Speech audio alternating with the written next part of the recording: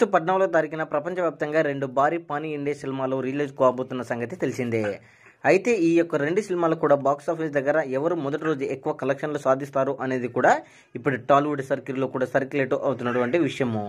అయితే జూనియర్ ఎన్టీఆర్ మరియు హృతిక్ రోషన్ కాంబినేషన్లో వస్తున్నటువంటి భారీ పాన్ ఇండియా చిత్రమే వార్ 2.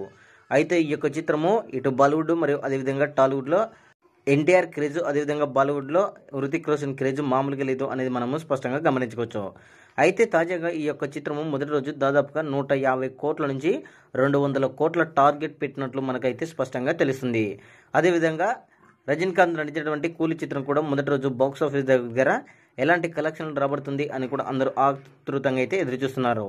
ఈ యొక్క చిత్రం కూడా దాదాపుగా 150 కోట్ల నుంచి 200 కోట్లు అందుకునే అవకాశం ఉందని ట్రెండ్ వర్గాలు విశ్లేషిస్తున్నారు.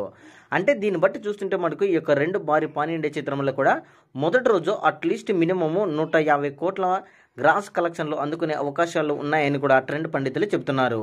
మరి మొదటి రోజు ఈ 2 చిత్రములలో 150 కోట్ల గ్రాస్ మార్కుని ఏ చిత్రం అందుకుంటుంది అనేది మీ యొక్క అభిప్రాయాన్ని కూడా కామెంట్ సెక్షన్ కూడా తెలియజేయండి.